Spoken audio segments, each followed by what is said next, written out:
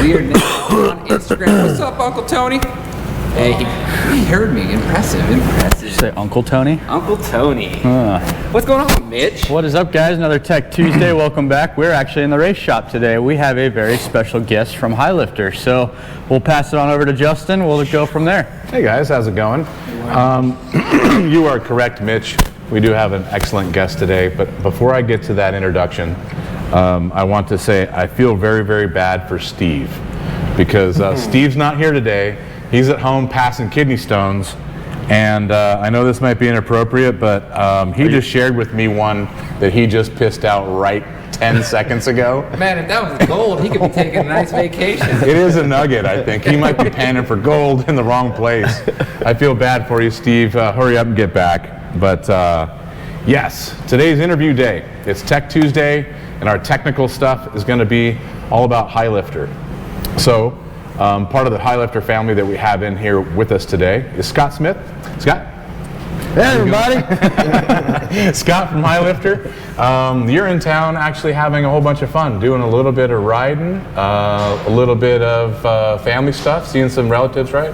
Yeah, we got a workcation going on. We've been out to Mormon Lake, we've rode up to Cherry Creek, about to head to Raleigh on the Rocks, and that's been our weekends. And during the week we've been working, seeing some family, and keeping the fires burning at High Lifter back home.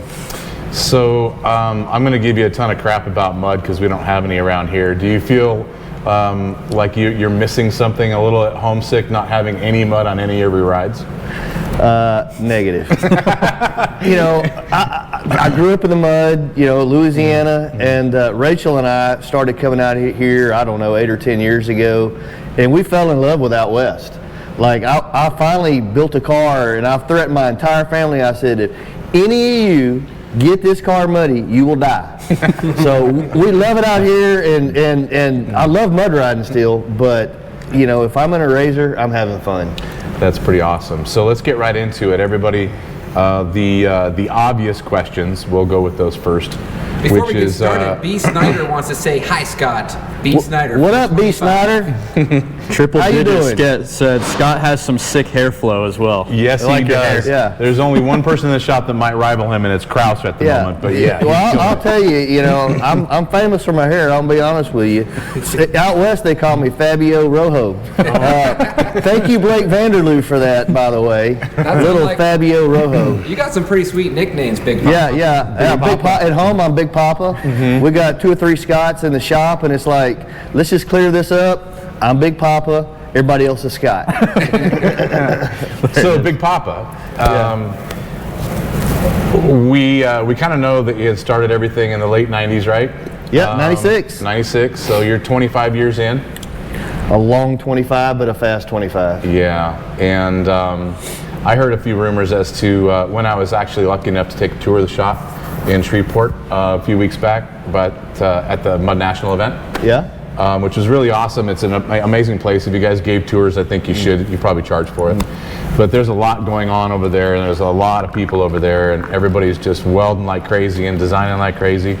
So how did you in late 90s start this and get to the point where you're at today with 80, 100 people probably would be my guess when I was there? Yeah, probably closer to 110 right now. Oh yeah, see that's a ton of people, man. You know, it was really, it was one of those starts that just kind of happened. I've been a workaholic since I was 13.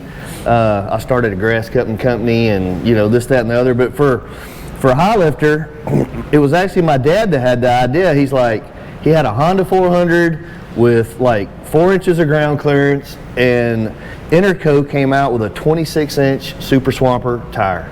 And he's like, son, I need to put these tires on my four-wheeler. You know, that's kind of how I started. I was like, okay. I mean, I was a general contractor at the time, but I'm a shade tree mechanic, you know. I said, I can do that. So I got out there, cobbled some stuff together, welded it on, and he was able to put 26-inch Super Swampers on a Honda 400 back in 96. And it was like the greatest thing since sliced bread, you know, for mud riding guys. And he's like, I think we can sell this. I was like, well, you can't sell a weld-on kit because the average guy ain't gonna do that. So we set out to designing a bolt-on kit, and that's what we did. And in the early days, I actually worked all day in construction, came home, got a 12-pack of Heineken, and started making parts. All right. Okay, let's get real. We know what these parts look like, right? It's like all the straight edges look like this, and it was quickly learned that I'm a really good idea guy and a terrible production guy. Like, I have no business in production whatsoever. So I started contracting out with machine shops and called Dirt Wheels up and said, look, I got something y'all need to see. Dennis Ketchup Cox, OG of Dirt Wheels, called him up on the phone and said, you need to come see this. He said, well, just send me one. No, not going to do it. Not letting this baby out of my control. So he got on the plane, flew to Louisiana, and we spent 3 days riding in the mud with lift kits and mud tires, and he just did an amazing spread. And that's kind of where everybody learned about this. And here we are 25 years later doing some stuff that in my wildest dreams I wouldn't have dreamed of. But that was the start. Dad wanted one, I made it. I conned Dirt Wheels into coming out and writing an article about it, and that pretty much let the world know, and here we are. And I walked through the Fab building when I was over there, and there's welding station upon welding station next to 20 other welding stations, CNCs that are notching, coping, cutting, machining parts for like ball joint press and ends, and blue lights, guys welding all day long. That's pretty far stretch from the garage and one handmade kit. It's a long way, and actually all those welding stations, we run 2 shifts. So every welding station you saw running that day, they all were occupied that night running again. It's just trying to keep up with the fun stuff that we're putting out. And it kind of sounds a little fun and glamorous. It's like we started, we had this great idea, and you got to keep in mind we had 25 years of hell in the middle, all that kind of stuff. But I just like talking about the fun part. So I think a lot of people want to know about some of the hard parts though. So I personally like to learn from people about this kind of stuff.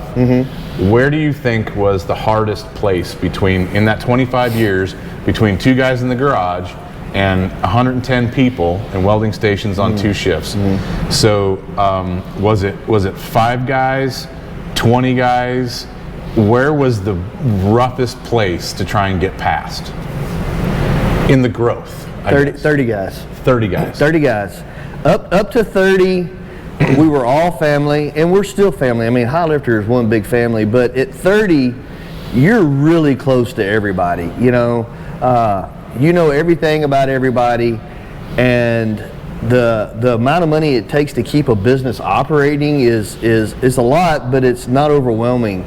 And when you get past 30, there was some real challenges. I'll tell you a story real quick.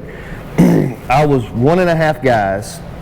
So in the construction company, which was my day job, 40, 50 hours a week, when I started High Lifter, I bought an Office Depot phone system that had 2 lines. And so when it rang, if line 1 rang, it was a construction company, Smith Martin Builders, with my partner Greg Martin.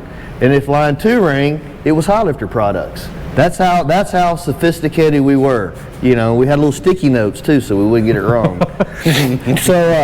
So we just started to have some stuff come up, and I needed $30,000 to do something. So I go down to the bank, and the construction company's only 3 or 4 years old, so we're still fledgling at this point, right? And I go down to the bank, $30,000. That's all I wanted, And the banker's like, I don't think so. This does not seem like a good bet for us.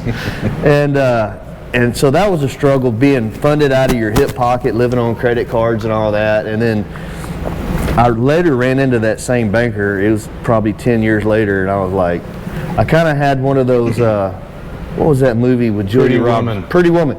Big mistake, huge mistake, So I kind of had that thing go on, but it's been fun the whole time. But God, there's been challenges. Through those challenges and the fun parts too, then how did you guys decide what the next products were you're going to do? First it was a lift kit, right? But You know, how about this? Start with this. What are the top 3 things that you guys are currently selling and making, and how did you get to where you started building those? All right. Well, it starts with a lift kit, right? It actually didn't even start with a full lift kit. It started with a front lift kit because Honda's had solid rear axles, and it didn't affect your ground clearance at all. You know, it did control some tire size. So lift kits were right off the bat, and we ran with those. And I'm pretty much an overachiever to the max. So immediately I wanted mud tires, and the cool thing about our Outlaw tire is my dad literally drew this at the kitchen table on a sheet of paper freehand. That's how we got started into tires. And you know, from there we partnered with Gateway on the Outlaw tire for the first, I don't know, 5 or 7, 8 years, I don't know, something like that. And then from there really wasn't like a big second at the time. It was just like all kind of variety of stuff. And now I would say lift kits are still, they're bread and butter. I mean, there's other companies that sell lift kits, but High Lifter has by far the deepest product line of bracket lifts there is. We have the most models.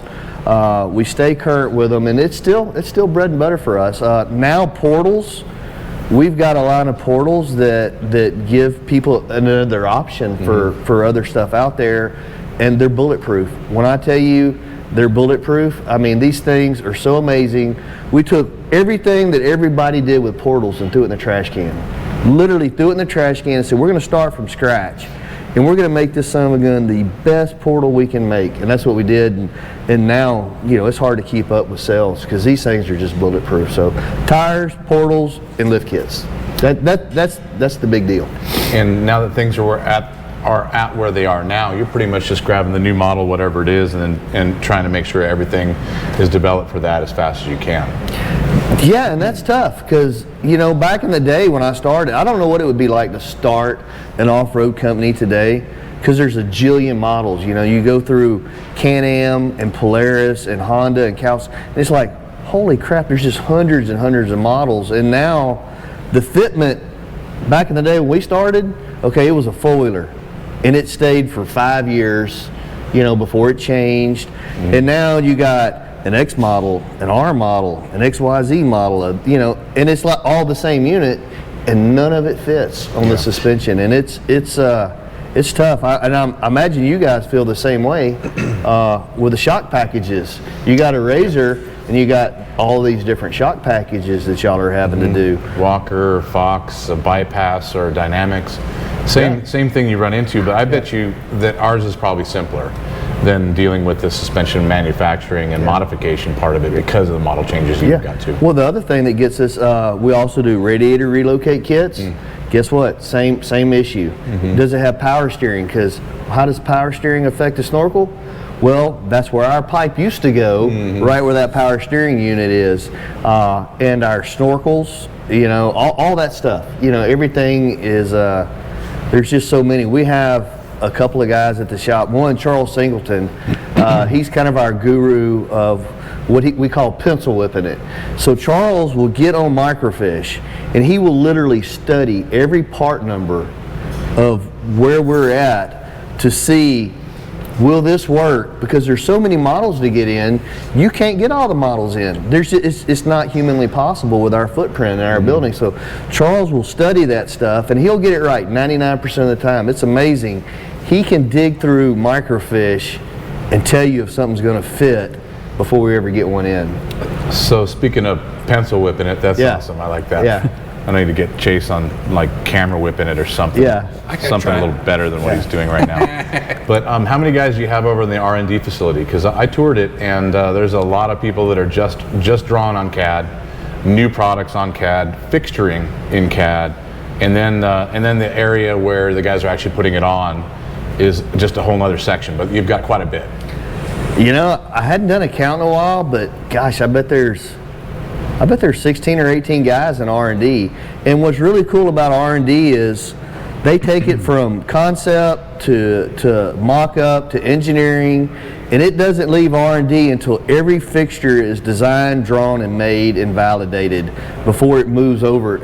So those guys own that whole piece of the pie before it goes to shelf, and it's an amazing team. My brother Brian Smith, Charles Singleton, they run that area, and they kick ass. One of the things that I thought was so cool and interesting was how you even got connected to and with Polaris. I mean, obviously, so how about this? Describe your relationship with Polaris and how tight that is and what you guys work with together, and then tell everybody how that even started. Yeah. I love working with Polaris. They have the most incredible dynamic team. We've been with them for, 13, 14 years, and I feel like now we're as tight as we were, 13, 14 years ago, probably tighter. There's a lot of old guard up there that we kind of know each other's bodies are buried, so to speak, and so it's a lot of fun. But the way that came down is probably 14 years ago, we were in a relationship with Yamaha doing some really fun stuff. And unfortunately, there's a lot of boneheads out there, Justin. There are. And you know what? These boneheads, they turn shit over and they crash, and it needs to be somebody else's fault. Are you talking about Matt right now? I mean, he's standing right here. Yeah, I don't even know Matt. I just felt like he's a flipper. I just had a feeling. When we go dooning around in Glamis, and we're in a pretty good or fast group of dune guys, and whoever flipped their car over last has to wear the flipper flag, and the flipper flag is literally a flag of flipper, like from the TV show. Yeah. But flipper's upside down, and have to wear that flag until the next guy flips and takes the flag. Man, that would suck in Scott's world, because I am an upside down guy. I tell people, I'm like, we're not going to be done today until I flip. So that's kind of how we decide at the end of the day. Well, he finally did it. We're good. Let's go home. But back to earlier. So we were with Yamaha doing some really fun stuff, and major props to Yamaha, because I still love those guys. They have got some really cool people. Can you say that one more time on the feed for me again? Major props to who? Yamaha? That's right, Justin. Other Yamaha fan wishes he owned the fastest, best YXZ, but we just give him crap the whole time for wanting to. Well, you guys are kindred spirits, maybe. Yeah, no. I would go with that. Hey Chase, you know what? There's always a place for you in fourth. Always a place for you, buddy. As long as I get the drive. Yeah, you do. And so anyway, we were with Yamaha. Then there was the whole Rhino thing that came out. You couldn't watch an infomercial without going, "Were you injured on a Rhino? Call douches are us attorneys." So anyway, Polaris. Right before that happened, a good buddy of mine, Craig Scanlon, he came down to see me, and he's like, I didn't know him at the time. He says, "We'd like you to do some stuff with Polaris." I was like, man, I'm honored. I mean, it's like, holy cow, we're nobodies from Louisiana. I mean, we're literally nobody, at least in my head. And he's like, well, this is what we want to do, and you're who we selected for a mud area of Polaris, and if you say no, we're not doing mud. And I was like, man, that's pretty high pressure sales pitch, but we're with Yamaha. And then about that time, the Rhino stuff came around, and they had to reevaluate what they had going on, because we had a race team for Yamaha, and it was amazing. And so they decided they wanted to shut that down. So I called Craig back. It's like 4 weeks later, and I said, "Hey, dude, awesome changes." And we've just been best friends and partners ever since. Craig's a super cool dude. I've met him many times. He's not super cool at all. He is aggravating and obnoxious and high maintenance, but we still love him. Okay, we'll go with that. But I have met him quite a few times. He's been awesome to me. Yeah. But I bet you in business, and he's going to get right to the point. That much I can see. Yeah, I love Craig. We were supposed to. That was one of our trips. We were supposed to go to his house, and we weren't able to make it. So I'm pretty upset about that. But he's a good dude. You guys have been with Polaris forever. I mean, basically. Yeah. And many high lifter additions. Was the high lifter addition vehicle with Polaris, was that their idea or your idea? It was me and Craig on a late night ride, riding through the swamps of Texas.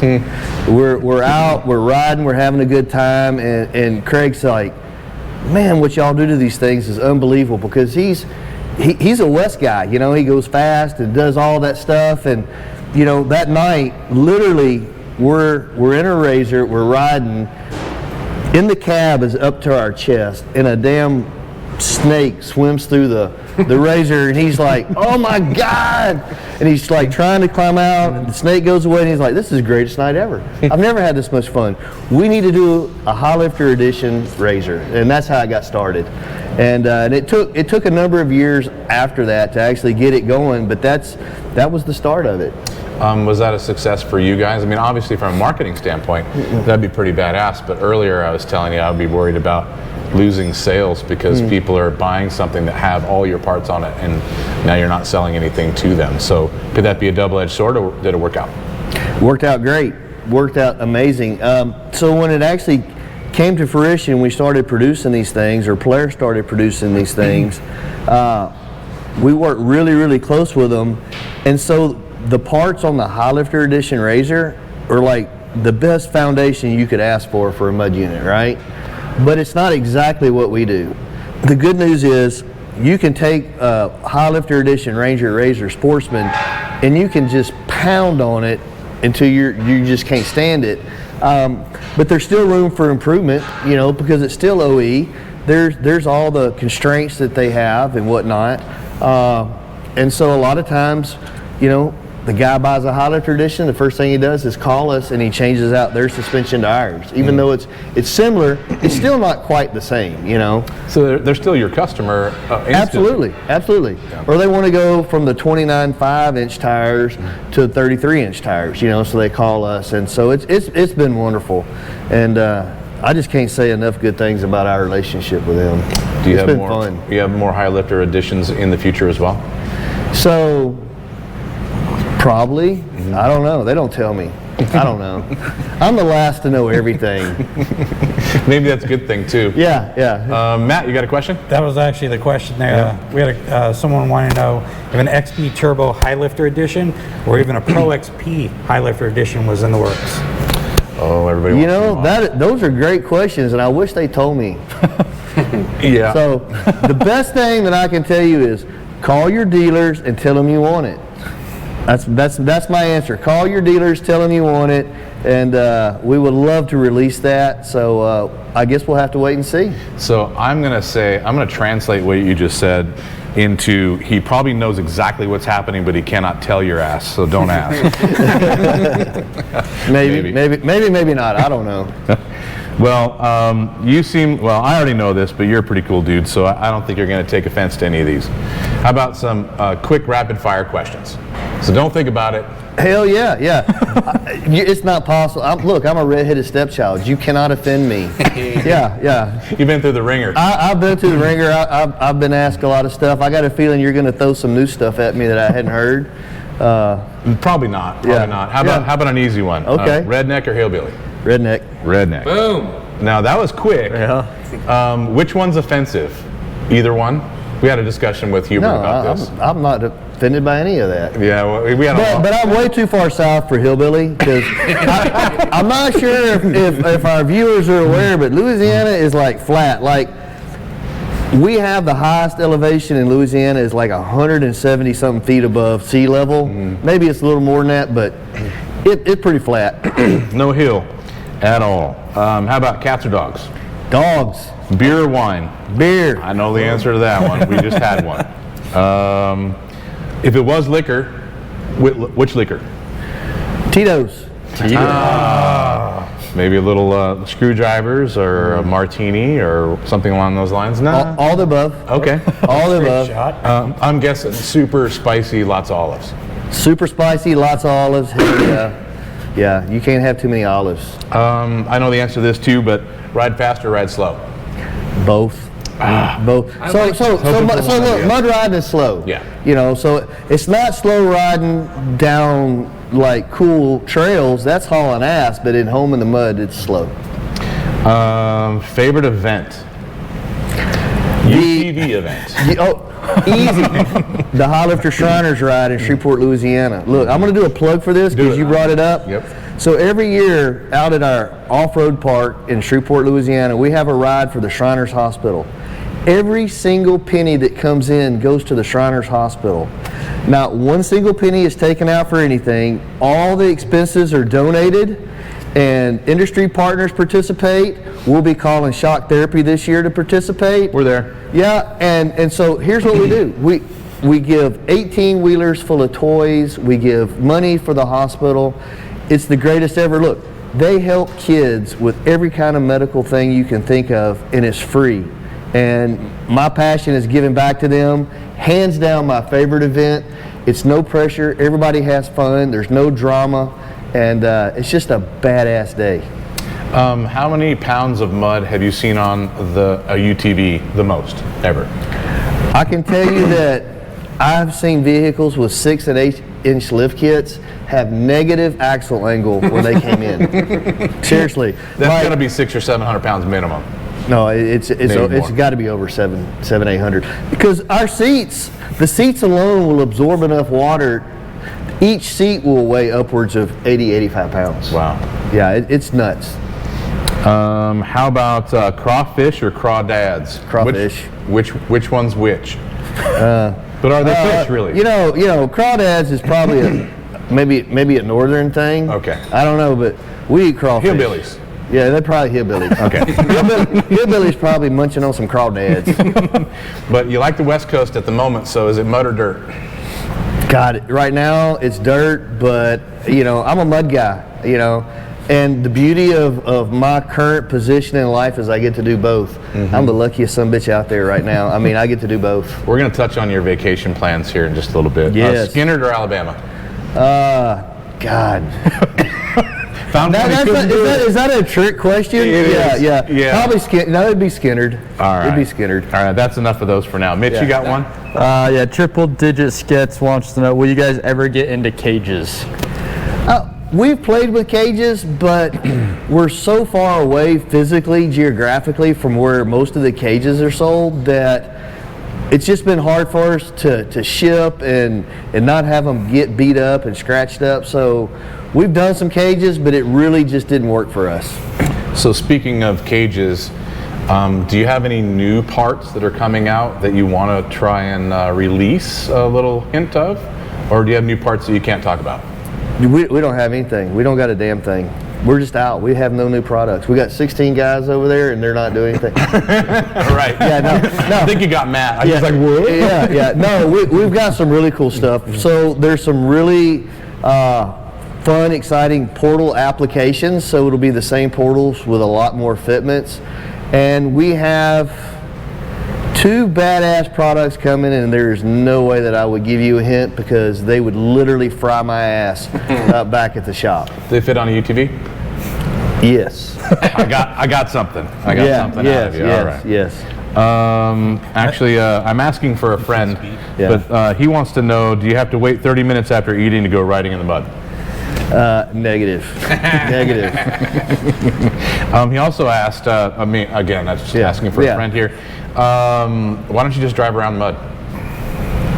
What would be the point of that? Like, seriously. I mean, when we ride, so my Ranger, the windshield on it is probably, let's see, the top of my windshield, it's a half windshield, is about right here. And seriously, if I don't go over the windshield at least once, I'm not going home. Mud to that height, 6 feet. Well, it's mud at the bottom, water on the top. Gotcha. Yeah, it's nuts. Well, that was my first Mud Nationals. Yeah. And I learned a lot. Number one, you guys can throw a party, so thank you. Rachel Smith, my wife, who is running Mud Nationals, can straight up throw a party. No doubt, that's for sure. But I learned a lot, and one of the coolest things was how the riding is. Everybody is so into it that you get going through the mud, and that's not the funnest part. The real fun and party starts as soon as somebody breaks something. Oh my God! And then it's just a party for everybody to come over there and get that thing fixed and out of there. Oh yeah, so the guy's riding along, he's just doing his thing, having his cold drink, boom, blows the axle. It's like, hell yeah! Boom! all the coolers open up, and this poor bastard's out there trying to fix his axle with 30 people pointing directions at how to help, and it gets fun really quick. It does. Yeah, I saw that, and it's definitely it's like a religion almost. It's something you get into and you can't get it out. Yeah, I'll tell you. Kind of like mud stains. Yeah, or skid marks. Yeah. So one of the neat things that Rachel and I learned is, so whether we're at Glamis riding the dunes, or we're riding out in the desert, you know, around Wickenburg, or mud riding, it's the same thing. Ride a little while, have a cold drink, shoot the crap, ride a little while, or maybe, you know, you ride shorter. It's the same thing for mud riding. We just have different obstacles. You either got sand, you got desert, you got rocks, you got mud. It's all the exact same, and it's the same people each time. So you've had a little bit more freedom to run around the country and go to different events. Yeah. That's one of the reasons why you're coming through town now. Yeah. Not only riding, but hitting different events. With that extra time on your hands, where's some of the places that you haven't been, if there are any, that you're going to hit? And I imagine when you go there, you're just going to dream up more parts to make for that area that you hadn't seen. Yeah, that's been one of the most fun things about coming out west is we get to experience this stuff, and so it adds to our product line. It enhances the stuff we're already making for mud, but it also tweaks it for, you know, how can we build stuff to work out here. It's been a lot of fun. So, but Rachel and I want to go to Oregon, we want to go to Washington, we want to go to Idaho. You know, those are some places out west we want to go. Montana's on our list. Rachel loves bears, and apparently Montana is straight up full of bears. So if you're from Montana, we may come see you before long. I don't know. That's on the list. Red Matt. Lodge, Montana. Beautiful. Matt, you got a question? I have a personal question. So I went to your event in Tyler when you guys had it there. Yeah. And went recently to the Arkansas. Yeah. The mud is completely different in those two locations. It was that red mud down in Tyler, and then you had that really thick, nasty stuff in Arkansas. Like clay. Yeah. Mud is not mud the world over. There is every kind of mud you can imagine, and people that aren't familiar with mud, especially the red clay mud and some of the acids in there, they literally panic when they see the mud dry and start to come off their tires. It's solid blue. It leaches out, it turns blue, and they're like, my stuff, something's wrong with my stuff. It's like, no, that's just how it is. But there's a lot of different kinds of mud, and some of it just turns to cement. I mean, I can tell you, I've washed my Ranger, my Razor, and had to have a screwdriver there to chip it out while I'm washing it. So it's not all the same. One of the coolest things I saw at the last event was you can get a pass for the weekend, pay your $150, whatever it is, and it's unlimited mud cleaning with pressure washers. You just pull your UTV up in front of these guys and they go for it, clean everything off. A power washer is an absolute must for mud riding, and you know, if I was a guest at Mud Nationals, I guarantee you I'd get the week pass, because that guy will just wash it over and over and over and over, and you got to, because your radiators and everything else, you know, overheat. So do you have anything coming up that you'd like to tell everybody about or promote? That's an excuse for a plug if you got another one for an event. We've got an event in Minnesota at ERX, right outside the Twin Cities, Minneapolis, St. Paul. We're going to have freestyle, we're going to have mud races, we're going to have mud grudges, we're going to have concerts, we're going to have parties, we're going to have a mud bog area with a swimming hole. I'm telling you what, this off-road rally is going to be the pinnacle of what we've ever done in Minnesota. We've been in Minnesota for quite a few years. This will be the first time at ERX. Get online, check it out, come see us. Come see me, come see Rachel when you get up there, and say hi. We love meeting new people. And it's going to be a get down about get downs, and it's going to be in early June sometime. I don't know the exact date. Maybe the second week of June. It's online. Matt's got you. It's the 9th through the 12th. And Matt knows because he's going to be there. Sweet. The 9th through the 12th. Yep. What's so's Mitch. All right, Matt and Mitch are going to be there. Yep. I'm not riding with Matt because he's going to try to flip before me.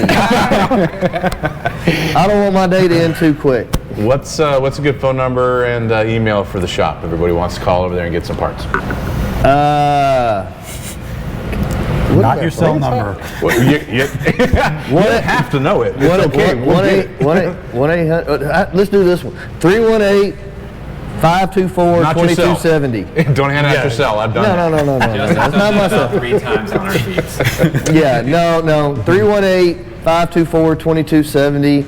We got an 800 number you'll have to Google because I just don't remember it. Perfect. Get them online for any parts that you guys might want. Absolutely. Or you can go to highlifter.com.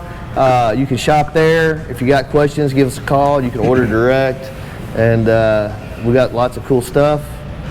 So I've experienced it. I've been to the event or an event. I've seen the shop. I've seen the family of people that you guys have over there working. It really is a family atmosphere. Excellent run company. If you guys have any need for any of the parts, please contact them for that.